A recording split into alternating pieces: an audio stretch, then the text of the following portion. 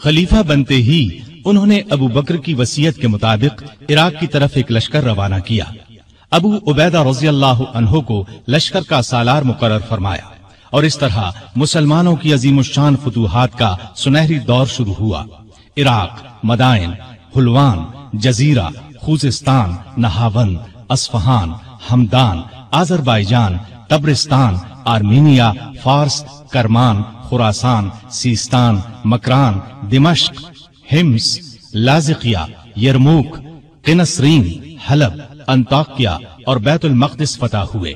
बैतुल मक़दिस की फतह का वाक़या कुछ इस तरह है कि मुजाहिदीन इस्लाम ने करीबन 3 साल में सारा शाम फतह कर लिया। अब फलस्तीन के सिर्फ 2 बड़े शहर रह गए थे, बैतुल मक़दिस जिसे यरूशलेम भी कहा जाता है और कैसारिया। उस जमाने में फलस्तीन शाम ही का हिस्सा था। 16 हिजरी में मुसलमानों ने दूसरी लड़ाइयों से फारिग होकर बैतुल मक़दिस का मुहासरा कर लिया। इस शहर में इब्राहीम अलैहिस्सलाम, इसहाक अलैहिस्सलाम, सुलेमान अलैहिस्सलाम, ईसा अलैहिस्सलाम और दूसरे नबियों की बहुत सी यादगारें हैं। रसूलुल्लाह सल्लल्लाहु अलैहि वसल्लम की भी मेराज के सफर में पहली मंजिल यही थी। मुसलमानों का पहला किबला भी यही था। न सिर्फ यहूदी और ईसाई बल्कि मुसलमान भी इसकी बहुत इज्जत करते थे और करते हैं। मुसलमानों ने जब बैतुल मक़दिस का मुहासरा किया तो शहर के बाशिंदों ने शहर के दरवाजे बंद कर लिए। चंद दिन तो इस तरह गुजरे, फिर उन्होंने मुसलमानों के सिपह सालार अबू उबैदा बिन जर्राह को पैगाम भेजा कि हम शहर मुसलमानों के हवाले करने के लिए तैयार हैं, लेकिन शर्त यह है कि मुसलमानों के खलीफा खुद यहाँ आएं और सुलह का मुआहिदा करें। अबू उबैदा बिन जर्राह ने ये बात सैयदना उमर को लिख भेजी। खलीफा सानी सैयदना उमर ने सहाबा से मशवरा करके वहां जाने का फैसला किया। आपने रजब 16 हिजरी में हजरत अली रज़ियल्लाहु अन्हु को अपना कायम मकाम बनाया और रवाना हो गए। उस वक्त दुनिया के बड़े बड़े हुक्मरान उनका नाम सुनकर कांपते थे, लेकिन अपने वक्त के सबसे बड़े हाकिम के सफर का हाल ये था कि चंद बुजुर्ग सहाबा के सिवा उनके साथ कोई नहीं था। फौज, न खेमे, न कारे, न झंडे, एक ऊंट पर सवार थे। उस पर सत्तू और खजूर के 2 थैले लादे हुए थे। एक तरफ पानी की मश्क लटक रही थी। रास्ते में खाने का वक्त आता तो सब मिलकर खा लेते। आपका लिबास बहुत मामूली सा था। बैतुल मक़दिस के करीब पहुंचे तो सहाबा ने मशवरा दिया कि लिबास तब्दील कर ले। कीमती पोशाक पेश की, लेकिन आपने वो लिबास पहनने से इनकार कर दिया और फरमाया, अल्लाह ने हमें जो इज्जत दी है वो इस्लाम की वजह से है और हमारे लिए यही काफी है। गरज इसी हालत में शहर में दाखिल हुए। ईसाइयों ने शहर आपके हवाले कर दिया। मुसलमानों ने वहां एक मस्जिद बनाई, उसका नाम मस्जिद उमर रखा। ये आज भी मौजूद है और अब तक मस्जिद उमर कहलाती है।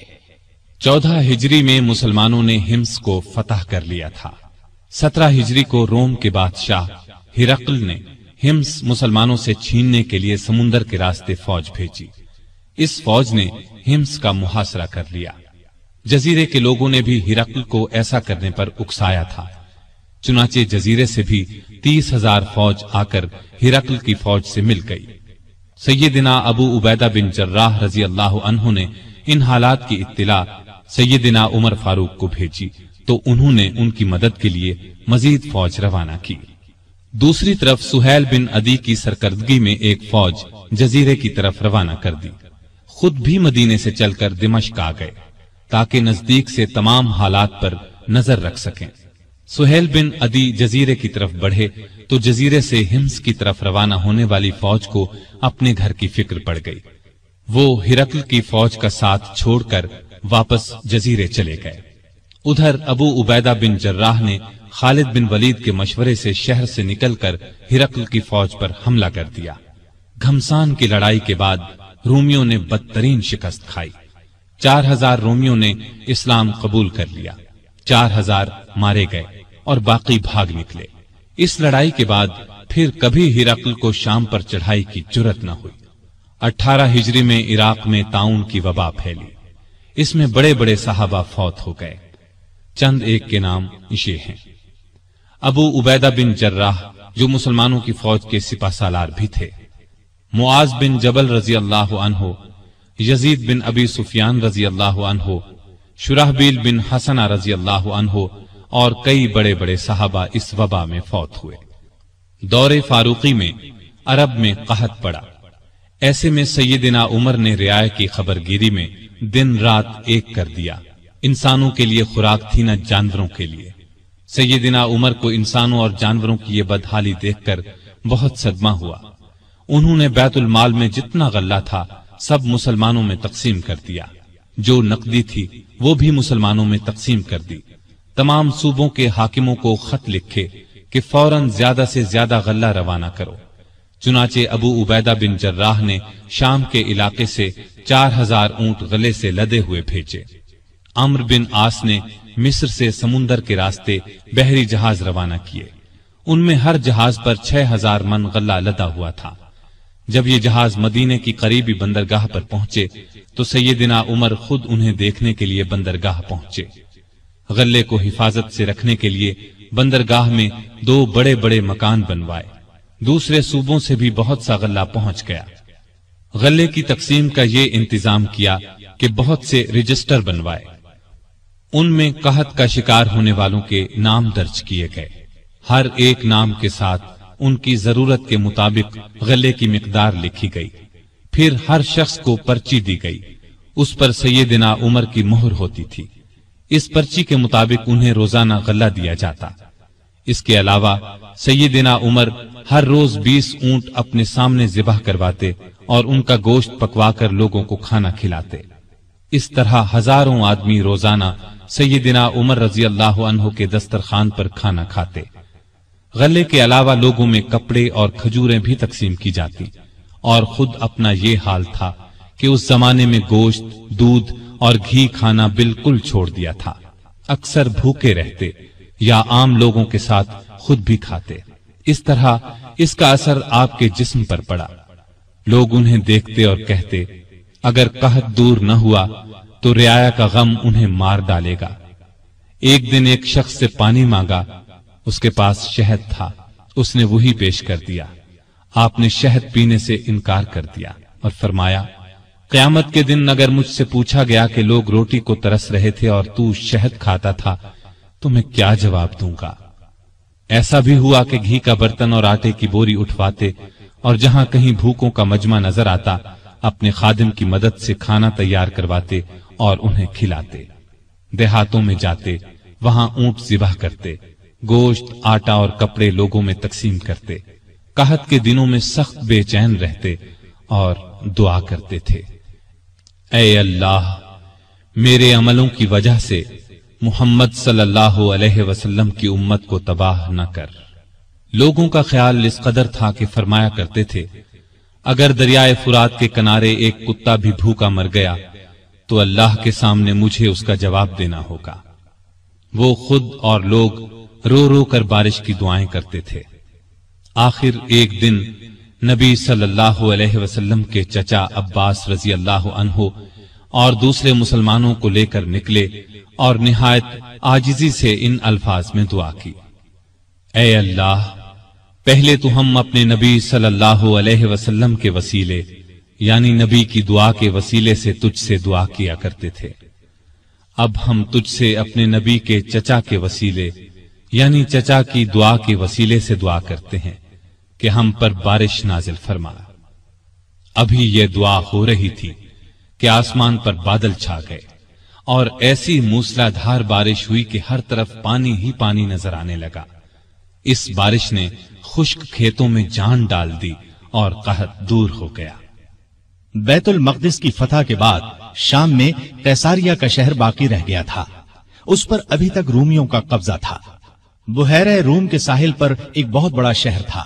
یہ مہم امیر معاویہ کے سپرد کی گئی۔ انہوں نے شہر کو فتح کیا۔ 80,000 رومیوں میں سے بہت کم زندہ بچے۔ اب پورے شام پر اسلام کا جھنڈا لہرانے لگا۔ اس زمانے میں مصر کا ملک بھی رومی حکومت کے ماتحت تھا۔ 18 ہجری میں حضرت عمر نے حضرت عمرو بن عاص رضی اللہ عنہ کو 4000 کا لشکر دے کر مصر روانہ کیا۔ مصر کا حاکم مقوقس تھا۔ اس نے بے تحاشا فوج جمع کر لی۔ قلعہ بھی حد درجے محفوظ تھا۔ ان حالات کی خبر عمرو بن عاص نے سیدنا عمر کو دی تو انہوں نے 10,000 فوج اور بھیجی اور ان کے ساتھ بزرگ صحابی زبیر بن عوام کو سالار مقرر کیا۔ ان کے ہاتھ پر قلعہ فتح ہوا۔ इसके बाद इस्कंदरिया की बारी आई। इस्कंदरिया की फतह के बाद सैयदना उमर ने अम्र बिन आस को मिस्र का गवर्नर मुकर्रर किया। दरियाए नील मिस्र का एक बहुत बड़ा दरिया था। तारीख में है कि एक दिन बहुत से मिस्री अम्र बिन आस के पास आए और कहा, इस साल दरियाए नील में पानी बहुत कम रह गया है, हमारी फसलें बर्बाद हो रही हैं। पुराने जमाने से ये रस्म चली आ रही है कि जब दरिया में पानी कम हो जाए तो हम एक मुकर्रर तारीख को एक कुंवारी लड़की चुन लेते हैं, उसके वालिदैन की मर्जी से उसे निहायत कीमती जेवर और कपड़े पहनाकर दुल्हन की तरह बना देते हैं, फिर उसे दरियाए नील में गिरा देते हैं। इस तरह दरिया में पानी चढ़ जाता है, इर्द गिर्द के तमाम इलाके सैराब हो जाते हैं। अगर आप इजाजत दें तो हम ये रस्म अदा करें। अम्र बिन आस ने कहा, ये तो बड़ी जालिमाना रस्म है। जवाब में उन्होंने कहा, अगर आपने हमें ये रस्म अदा करने की इजाजत न दी तो मुल्क में कहत पड़ जाएगा, हम तबाह हो जाएंगे। अम्र बिन आस ने फरमाया, तुम लोग नादान हो, अल्लाह के हुक्म के बगैर दरिया में पानी हरगिज कम या ज्यादा नहीं हो सकता। इस्लाम ऐसी फजूल रस्मों को मिटाने के लिए आया है। मैं तुम्हें एक बेगुनाह लड़की पर जुल्म करने की इजाजत नहीं दूंगा। मिस्री मायूस होकर लौट गए। इत्तेफाक से दरिया में पानी कम हो गया। लोग कहत के डर से वतन छोड़ने की तैयारी करने लगे। सैयदना अम्र बिन आस ने ये सारा किस्सा सैयदना उमर को लिख भेजा। उन्होंने जवाब में लिखा, अल्हम्दुलिल्लाह, आपने मिस्रियों को बिल्कुल ठीक जवाब दिया। इस्लाम वाकई ऐसी फजूल रस्मों को मिटाने के लिए आया है। मैं एक खत भेज रहा हूं, इसको दरियाए नील में डाल देना। अम्र बिन आस ने खत को दरिया में डालने से पहले उसकी इबारत पढ़ी। उसके अल्फाज ये थे, ए नील, अगर तू अपने इख्तियार से बह रहा है तो मत बह, और अगर तू अल्लाह ताला के हुक्म से बह रहा है तो मैं अल्लाह ताला के हुजूर दुआ करता हूं कि वो तुझे पहले की तरह ज्यादा पानी के साथ जारी कर दे। ये रुका दरिया में डाल दिया गया। दूसरे दिन जब मिस्र के लोग सोकर उठे तो उन्होंने अल्लाह की कुदरत का अजीब नजारा देखा। दरिया का पानी कई गज ऊपर चढ़ गया था, किनारों से निकलकर इर्द गिर्द के इलाकों को सैराब कर रहा था। इतना ज्यादा पानी इसमें कभी नजर नहीं आया था।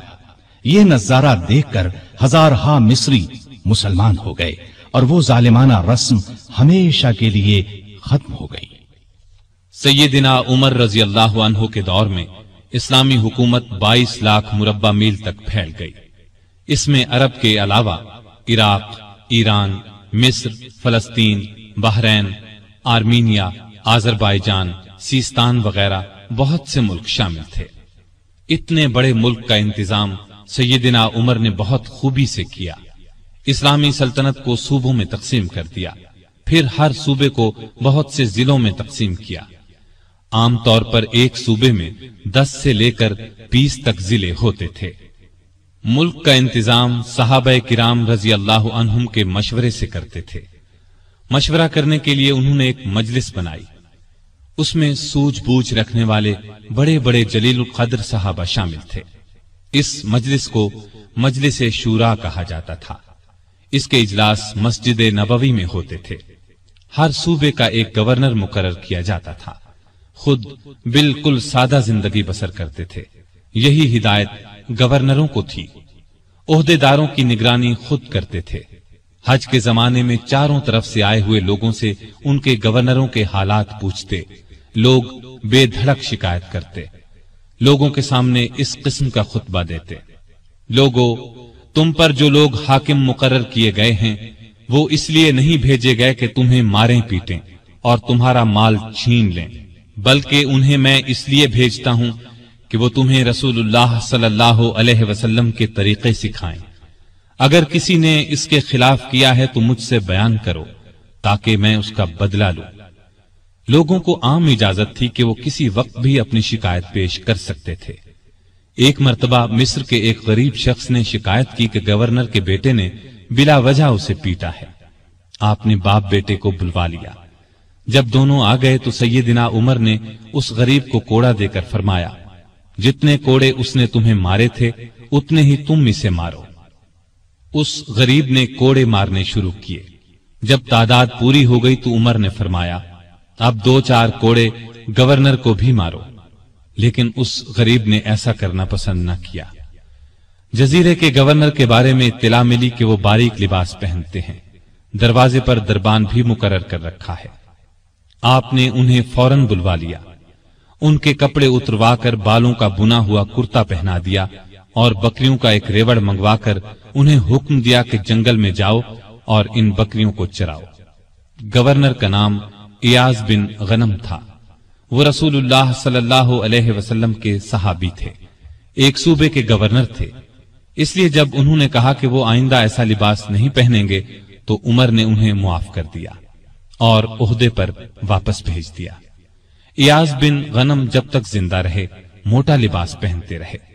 फिर उन्होंने कभी बारीक लिबास पहना न दरवाजे पर दरबान रखा। खालिद बिन वलीद रजी अल्लाह अन्हु इस्लाम के बहुत बड़े जर्नैल थे। उन्होंने 20 लड़ाइयां लड़ी। बड़ी बड़ी हुकूमतों के लश्कर उनके मुकाबले में न ठहर सके। सैयदना उमर के जमाने में जब खालिद बिन वलीद फतूहात पर फतूहात हासिल कर रहे थे तो ऐन इस हालत में उमर ने उन्हें सिपह सालारी से माजूल कर दिया। जब लोगों ने वजह पूछी तो उन्होंने फरमाया, मुसलमान ये ख्याल करने लगे थे कि ये फतूहात खालिद बिन वलीद की वजह से हो रही हैं, जबकि फतूहात हमें अल्लाह ताला की मेहरबानी से हो रही हैं। आपके जमाने में चूंकि इस्लामी हुकूमत बहुत फैल गई थी, लगातार फतूहात की वजह से माले गनीमत भी बहुत ज्यादा आने लगा था। इसलिए आपने 15 हिजरी में बैतुल माल कायम कर दिया। उसमें ज़कात, खिराज, जिजिया, माले गनीमत वगैरह जमा होता था और मुसलमानों में तकसीम किया जाता था। यतीमों, गरीबों और बेवाओं को उसमें से वजीफे दिए जाते थे। जरूरतमंदों को कर्ज भी दिया जाता था। जंगी जरूरियात पर भी खर्च किया जाता था। आमदनी और खर्च के मामले में हर दर्जा एहतियात करते थे।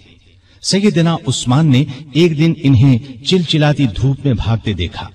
पूछने पर उन्होंने बताया कि बैतुल माल का एक ऊंट गुम हो गया है, उसको तलाश कर रहा हूं।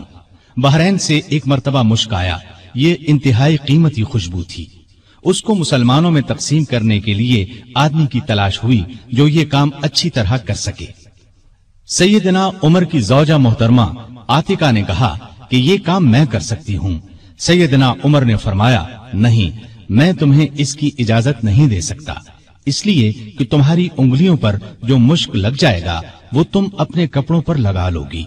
इस तरह आम मुसलमानों से ज्यादा तुम्हारे हिस्से में आएगा। एक मर्तबा बीमार हो गए। लोगों ने इलाज के तौर पर शहद तजवीज किया। बैतुल माल में शहद मौजूद था, लेकिन आपने लेना गवारा न किया। आखिर लोगों को जमा किया गया। जब सब ने इजाजत दे दी तब शहद लिया। आपने अदलो इंसाफ का बेहतरीन नमूना दुनिया को दिखाया। अल्लाह से डरने वाले काजी मुकर्रर किए, उनकी तनख्वाहें मुकर्रर की। उन्हें हुक्म दिया कि तमाम फैसले कुरान और हदीस के मुताबिक किए जाएं। कुरान और हदीस में हुक्म न मिले तो जिस राय पर आलिमों का इत्तिफाक हो उसके मुताबिक फैसला दिया जाए। उन्होंने कूफा में शुरैह को काजी मुकर्रर किया। उनके फैसले बहुत मशहूर हुए। अमीरुल मोमिनीन के खिलाफ भी फैसले दे देते थे। सैयदना अली ने भी उन्हें अपने दौर में काजी के ओहदे पर कायम रखा। कबीला गस्सान के बादशाह जबला ने इस्लाम कबूल कर लिया। वो हज करने के लिए आया। उसकी चादर पर एक गरीब बद्दू का पांव आ गया। उसने बद्दू को जोर से थप्पड़ दे मारा। बद्दू की नाक की हड्डी टूट गई। वो सैयदना उमर की खिदमत में हाजिर हो गया, इंसाफ का तलबगार हुआ। सैयदना उमर ने जबला को बुला भेजा। वो हाजिर हुआ तो आपने उसे कहा, तुमने इस गरीब मुसलमान से ज्यादती की है, लिहाजा बदला दो। ये गरीब तुम्हें उस जगह थप्पड़ मारेगा जिस जगह उसके मुंह पर थप्पड़ लगा है। हाँ, अगर तुम इससे मुआफी मांग लो और ये मुआफ कर दे तो और बात है। जबला ने कहा, मुझे एक दिन की मोहलत दी जाए ताकि मैं गौर कर सकूं। जबला को एक दिन की मोहलत मिल गई। वो वहां से फरार होकर शाम चला गया और दोबारा ईसाई मजहब इख्तियार कर लिया। एक मर्तबा हज के मौके पर एक शख्स ने गवर्नर की शिकायत की कि उसने मुझे बेकसूर 100 कोड़े मारे हैं। सैयदना उमर रज़ियल्लाहु अन्हु ने शिकायत दुरुस्त पाई तो हुक्म दिया, तुम भी इसे 100 कोड़े मारो। एक ईसाई किसान ने शिकायत की कि उसके खेतों से मुसलमान फौज गुजरी है जिससे उसका नुकसान हुआ है। आपने बैतुल माल से उसे 10,000 दिरहम देने का हुक्म दिया। सैयदना उमर फारूक ने आम लोगों को मना कर दिया कि वो शरीयत के किसी मसले पर अपना फैसला दें। इस काम के लिए उन्होंने फतवे जारी करने का महकमा कायम किया। फतवे देने वाले बुजुर्गों के नाम ये हैं: सैयदना उस्मान, सैयदना अली, सैयदना अब्दुर्रहमान बिन औफ, सैयदना उबय बिन काब, सैयदना मुआज बिन जबल, सैयदना जैद बिन साबित, सैयदना अबू दरदा, सैयदना अबू हुरैरा रज़ियल्लाहु ताला अन्हुम। सैयदना उमर रज़ियल्लाहु ताला अन्हु ने पुलिस का महकमा कायम किया। रियाया की खबरगिरी रखने के लिए रातों को गश्त लगाया करते थे। मुल्क शाम के सफर से लौट रहे थे कि एक बुढ़िया नजर आई। उससे पूछा कि बड़ी बी, उमर के बारे में कुछ मालूम है? वो बोली, हां, सुना है शाम गया हुआ है। अल्लाह उससे समझे, आज तक उसने मुझे फूटी कौड़ी तक नहीं दी। उसे मालूम नहीं मैं कितनी तंगी से गुजारा कर रही हूं। सैयदना उमर ने यह सुनकर फरमाया, बड़ी बी, तुमने जाकर उमर को अपना हाल बताया? बुढ़िया ने कहा, अगर उसे रियाया का हाल मालूम नहीं तो खिलाफत क्यों करता है? सैयदना उमर फारूक रजी अल्लाह अन्हो ये सुनकर रो पड़े। फिर उससे पूछा, तुम क्या लेकर उमर को मुआफ कर सकती हो? उसने कहा, अगर मुझे 25 दीनार मिल जाएं तो मुआफ कर दूंगी। आपने उसी वक्त उसे 25 दीनार दे दिए। वो खुश होकर दुआएं देने लगी, अल्लाह उमर को मुआफ करे, उस पर अपनी रहमत नाजिल करे। बाद में सैयदना उमर रजी अल्लाह अन्हु ने उसका वजीफा मुकर्रर फरमा दिया। एक रात गश्त के दौरान में चंद बच्चों के रोने की आवाज सुनी। मालूम हुआ कि बच्चे भूखे हैं और मां ने उन्हें बहलाने के लिए हांडी में सिर्फ पानी डालकर आग जला रखी है। आप उसी वक्त खादिम असलम के साथ बैतुल माल गए। आटा, गोश्त, घी और खजूरें निकालकर खादिम से फरमाया, ये तमाम चीजें मेरी कमर पर रख दो। असलम ने अर्ज किया, आप क्यों तकलीफ करते हैं, मैं उठा लेता हूं। आपने फरमाया, नहीं, क़यामत के दिन मेरा बोझ तुम नहीं उठाओगे। फिर सब चीजें अपनी कमर पर लाद कर लाए। खुद खाना तैयार किया, खुद चूल्हा फूंका। खाना तैयार होने पर अपने सामने बच्चों को खिलाया। उन्होंने पेट भर कर खाया, फिर उछलने कूदने लगे। सैयदना उमर उन्हें उछलते कूदते देखते और खुश होते रहे।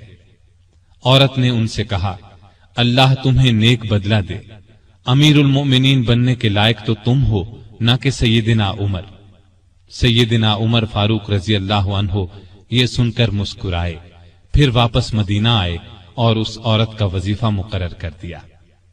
एक रोज शाम के वक्त मदीने के बाहर एक काफिला उतरा।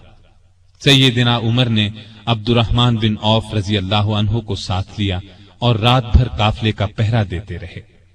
एक काफिले में एक नन्हे बच्चे को रोते देखा तो उसकी मां पर नाराज हुए कि बच्चे को दूध क्यों नहीं पिलाती। वो आपको पहचानती नहीं थी। कहने लगी, अमीरुल मोमिनीन ने हुक्म दिया है कि जब तक बच्चे मां का दूध पीते रहें बैतुल माल से उनका वजीफा मुकर्रर न किया जाए। मैं इसका दूध छुड़ा रही हूं ताकि वजीफा लग जाए। ये है इसके रोने की वजह। सैयदना उमर ये सुनकर रोए, फिर ऐलान कर दिया कि जिस दिन कोई बच्चा पैदा होगा उसका वजीफा उसी दिन से मुकर्रर हो जाएगा। एक मर्तबा लोगों को खाना खिला रहे थे। एक शख्स को बाएं हाथ से खाना खाते देखा।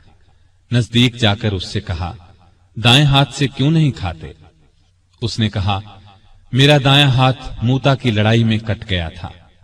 यह सुनकर सैयदना उमर रोने लगे। उसके पास बैठ गए और बोले, अफसोस, तुम्हें वुजू कौन कराता होगा? फिर उसकी खिदमत के लिए एक खादिम दिया और जरूरत की चीजें उसके घर भिजवाईं। एक रात गश्त के दौरान में एक औरत की आवाज सुनी। वो अपनी बच्ची से कह रही थी, दूध में पानी मिला दे।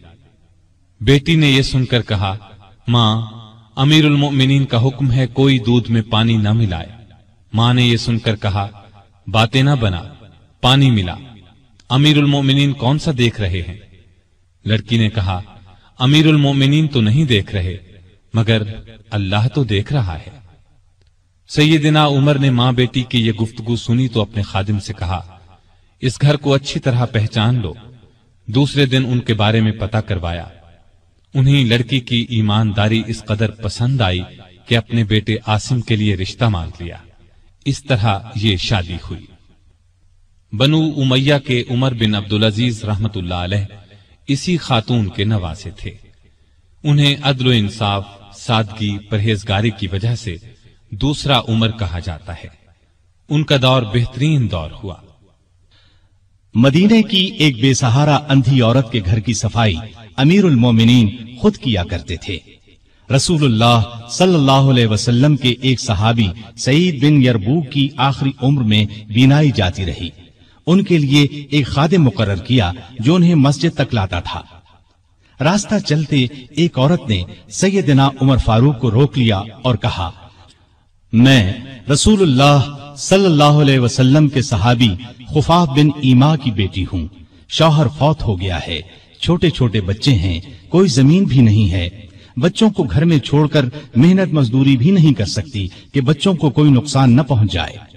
हजरत उमर ने उसकी पूरी बात तवज्जो से सुनी और फरमाया, तुम थोड़ी देर यहीं ठहरो। ये कहकर घर गए। वापस लौटे, एक मोटे ताजे ऊंट पर बहुत सा सामान लदा हुआ साथ लाए।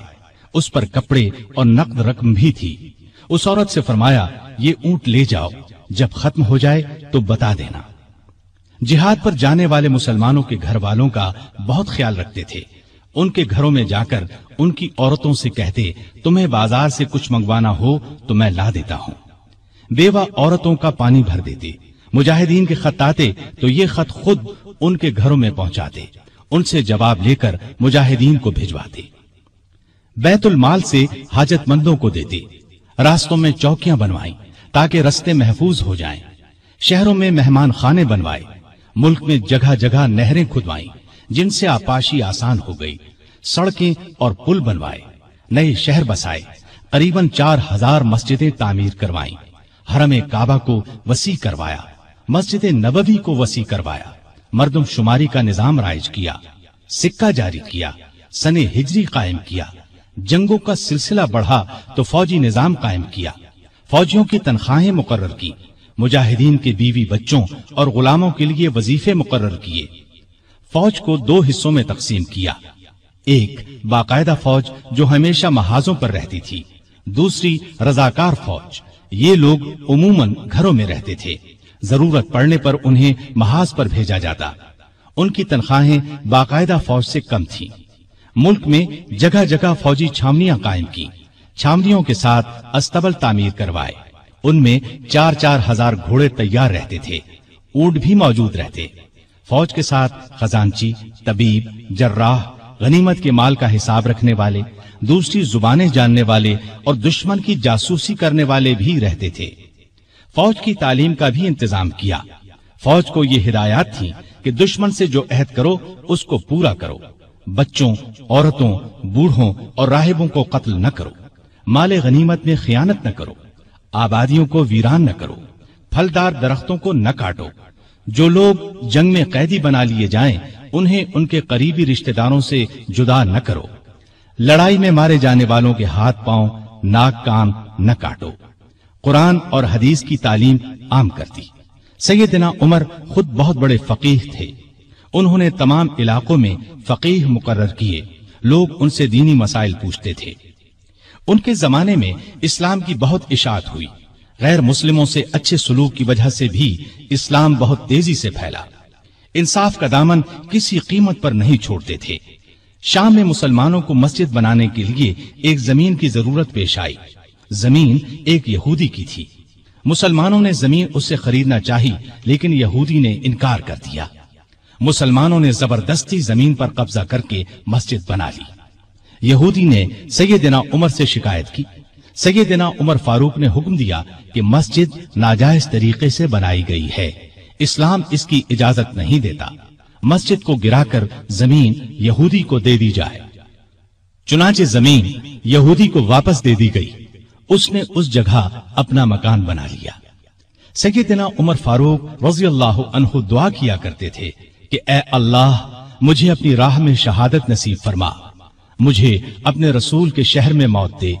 खिलाफत के 11वें साल अल्लाह ताला ने उनकी ये दोनों दुआएं پوری کر دیں۔ ذی الحج 23 ہجری میں حج کے لیے مکہ گئے۔ آپ جب حجر اسود کو بوسہ دیتے تو کہتے تھے، اے حجر اسود، میں جانتا ہوں کہ تو ایک پتھر ہے، تو نہ نفع دے سکتا ہے اور نہ نقصان۔ اگر میں نے رسول اللہ صلی اللہ علیہ وسلم کو تیرا بوسہ لیتے ہوئے نہ دیکھا ہوتا تو میں تیرا بوسہ نہ لیتا۔ یہ سیدنا عمر کی توحید کا کمال نمونہ ہے۔ حج سے فارغ ہو کر اس مہینے کی آخری تاریخوں میں واپس لوٹے۔ جمعے کے دن مسجد میں خطبہ دیا جو بہت طویل تھا۔ اس میں لوگوں کو بہت نصیحتیں کی۔ اس خطبے میں اپنے ایک خواب کا ذکر کیا اور فرمایا، میں سمجھتا ہوں میری موت کا وقت آ پہنچا ہے۔ اس کے ساتھ ہی خلافت کے بارے میں کچھ ایسی باتیں بیان کی جن سے معلوم ہوتا تھا کہ آئندہ ہونے والے خلیفہ کے بارے میں پریشان ہیں۔ مدینے میں مغیرہ بن شعبہ کا ایک غلام تھا۔ یہ ایرانی تھا، اچھا کاریگر تھا۔ اس کا نام ابو لؤلؤ فیروز تھا۔ ایک دن سیدنا عمر سے شکایت کی کہ میں دن بھر کام کر کے جو کچھ کماتا ہوں، میرا آقا اس میں سے بہت زیادہ رقم لے لیتا ہے، اس میں کمی کرا دیں۔ سیدنا عمر نے پوچھا، تم کون سا کام جانتے ہو؟ اس نے کہا، میں لوہار بھی ہوں، بڑھئی بھی ہوں اور بیل بوٹے بھی بنانا جانتا ہوں۔ سیدنا عمر نے دریافت کیا، تمہارا آقا تم سے روزانہ کتنی رقم لیتا ہے؟ اس نے کہا، 2 درہم روزانہ۔ اس پر سیدنا عمر نے فرمایا، تم جو کام جانتے ہو اس کے مقابلے میں تو یہ رقم زیادہ معلوم نہیں ہوتی۔ اس پر ابو لؤلؤ ناراض ہو کر چلا گیا۔ اگلے دن ابو لؤلؤ فجر کی نماز سے پہلے مسجد میں چھپ کر بیٹھ گیا۔ سیدنا عمر لوگوں کو نماز پڑھانے لگے تو اس نے کونے سے نکل کر 2 دھاری خنجر سے امیر المؤمنین پر 6 وار کیے اور پھر صفوں میں کھڑے مسلمانوں کو زخمی کرتا باہر بھاگا، لیکن مسلمانوں نے پکڑ لیا۔ اس پر اس نے وہی خنجر اپنے پیٹ میں جھونک لیا اور مر گیا۔ ادھر امیر المؤمنین شدید زخمی ہو گئے۔ انہوں نے عبد الرحمن بن عوف رضی اللہ عنہ کا ہاتھ پکڑ کر اپنی جگہ کھڑا کر دیا، خود زمین پر گر پڑے۔ لوگوں نے نماز سے فارغ ہو کر دیکھا، جن مسلمانوں کو ابو لؤلؤ نے زخمی کیا تھا ان میں سے 7 دم توڑ چکے تھے، باقی بہت زیادہ زخمی نہیں ہوئے تھے۔ البتہ سیدنا عمر کی حالت نازک تھی۔ ایسے میں انہوں نے عبداللہ بن عباس سے پوچھا، مجھے کس نے مارا ہے؟ انہوں نے بتایا، مغیرہ بن شعبہ کے غلام ابو لؤلؤ نے۔ یہ سن کر فرمایا، اللہ کا شکر ہے، میری موت کسی ایسے شخص کے ہاتھ سے نہیں ہوئی جو اسلام کا دعویٰ کرتا ہو۔ لوگ انہیں اٹھا کر گھر لائے، دودھ پلایا گیا تو وہ زخموں کے راستے باہر آ گیا۔ اب سب کو یقین ہو گیا کہ امیر المؤمنین کا آخری وقت آ پہنچا ہے۔ لوگ غم سے نڈھال ہو گئے، ان سے ملنے کے لیے آنے لگے۔ ایک نوجوان ایسے میں ملنے آیا، اس نے کہا، اے امیر المؤمنین، آپ اللہ کی بشارت سے خوش ہو جائیں، آپ ان اصحاب میں سے ہیں جو بہت پہلے اسلام لائے اور رسول اللہ کے ساتھی بنے، خلیفہ بنائے گئے تو آپ نے انصاف سے کام لیا، پھر آخر آپ کو شہادت نصیب ہو گئی۔ یہ سن کر سیدنا عمر نے فرمایا، اے بھتیجے، اللہ کرے یہ چیزیں میرے گناہوں کے برابر برابر ہی ہو جائیں، مجھے کوئی عذاب ہو نہ ثواب۔ مطلب ان کے کہنے کا یہ تھا کہ بس عذاب سے بچ جاؤں۔ وہ نوجوان واپس جانے لگا تو سیدنا عمر فاروق رضی اللہ عنہ کی نظر اس کی چادر پر پڑی جو زمین کو چھو رہی تھی۔ اس نازک حالت میں بھی انہیں شریعت کا اس قدر پاس تھا کہ فرمایا، اس نوجوان کو واپس بلاؤ۔ اسے واپس ان کے سامنے لایا گیا تو فرمایا، اے بھتیجے، اپنا تہبند اونچا باندھو، اس سے کپڑا بھی صاف رہے گا اور تمہارے رب کے نزدیک یہ پرہیزگاری کی بات بھی ہے۔ سیدنا ابن عباس رضی اللہ عنہ نے ان کا مرتبہ اور نیکیاں بیان کی تو فرمایا، اللہ کی قسم، اگر میرے پاس دنیا بھر کا سونا ہوتا تو اس سے پہلے کہ میں اللہ کے عذاب کو دیکھوں میں اسے اللہ کی راہ میں دے دیتا، یعنی عذاب کے خوف سے سارا سونا خیرات کر دیتا۔ اس کے بعد اپنے بیٹے عبداللہ کو بلایا، ان سے پوچھا کہ مجھ پر کتنا قرض ہے۔ انہوں نے حساب لگا کر بتایا، 86,000 درہم۔ اس پر انہیں کچھ ہدایات دی۔ آخر میں فرمایا اس قرض کو میری طرف سے ادا کر دینا۔ اس کے بعد فرمایا ام المومنین عائشہ صدیقہ رضی اللہ تعالی عنہا کے پاس جاؤ اور کہو عمر بن خطاب آپ کو سلام کہتا ہے اور اپنے دو ساتھیوں یعنی نبی کریم صلی اللہ علیہ وسلم اور ابو بکر کے ساتھ دفن ہونے کی اجازت چاہتا ہے۔ عبداللہ بن عمر عائشہ صدیقہ کی خدمت میں حاضر ہوئے۔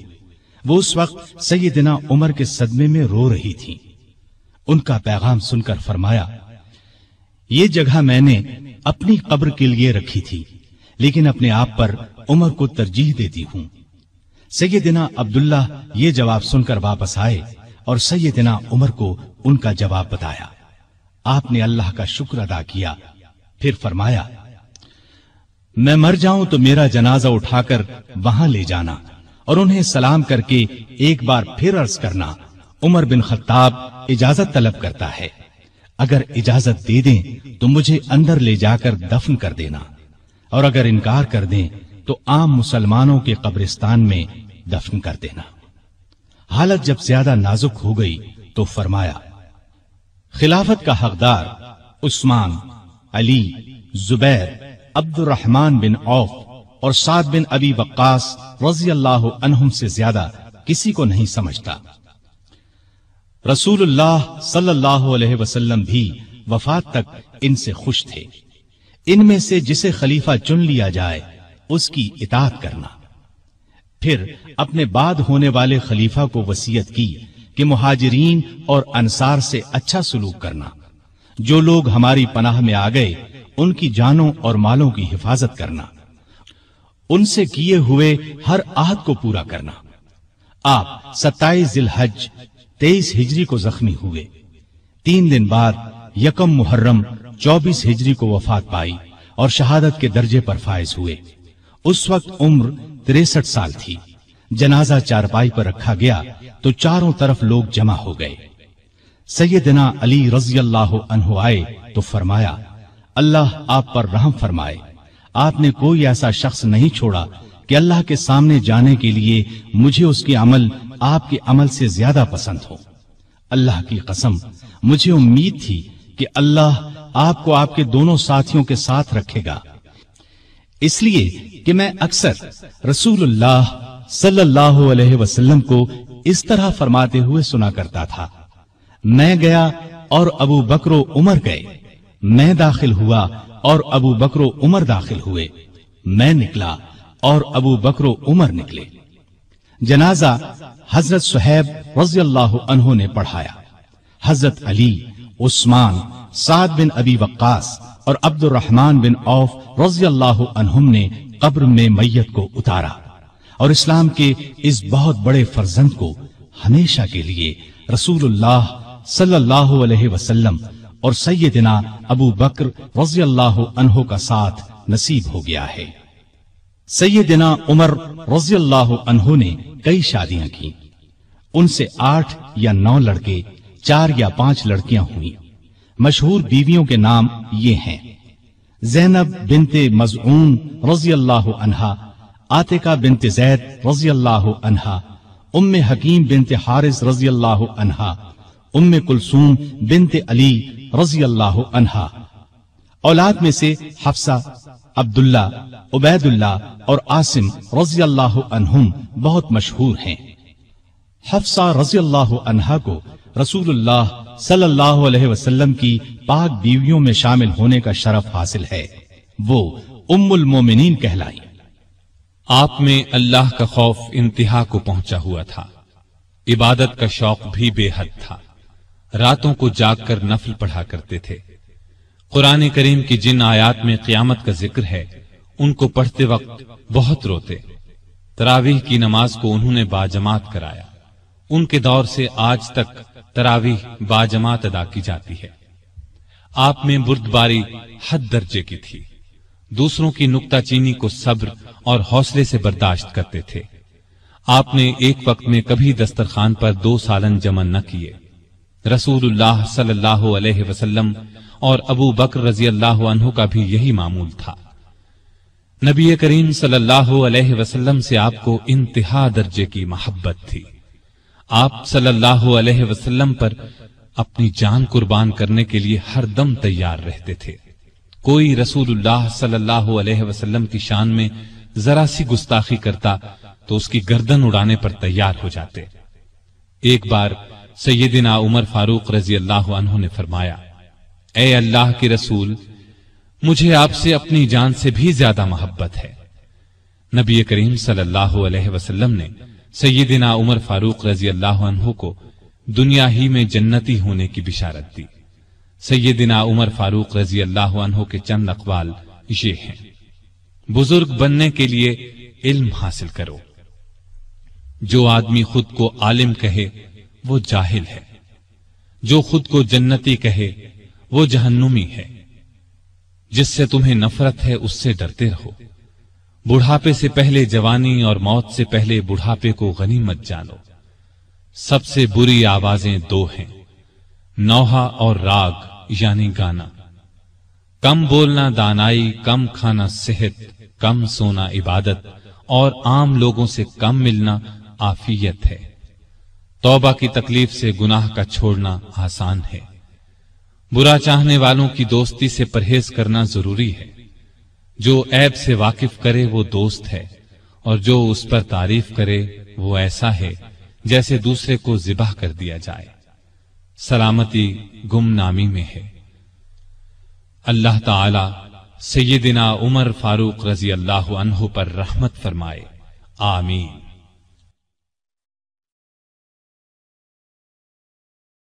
सामीन मुहतरम, अभी आप दारुस्सलाम स्टूडियो लाहौर पाकिस्तान से सुन रहे थे फारूक आजम।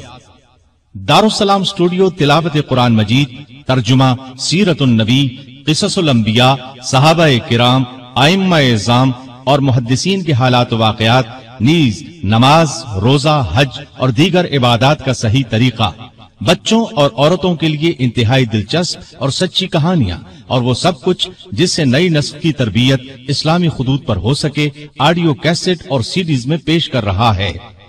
Darussalam studio Darussalam publishers and distributors का एक हिस्सा है जो इस्लामी कुतुब की इशाअत का बैनुल अक़वामी इदारा है, जिसका हेड ऑफिस सऊदी अरब के दारुल हुकूमत रियाज में वाक़ है, जिसके मैनेजिंग डायरेक्टर जनाब अब्दुल मालिक मुजाहिद हैं। दारुस्सलाम का दुनिया के 27 मुल्कों में नेटवर्क है। पाकिस्तान में इसका एड्रेस नोट कर लें। दारुस्सलाम स्टूडियो 50 लोअर माल नज़द एमएओ कॉलेज लाहौर। फोन 7240024, 7232400 और 7120054, फैक्स 7354072। ये पेशकश थी मोहम्मद तारिक शाहिद की।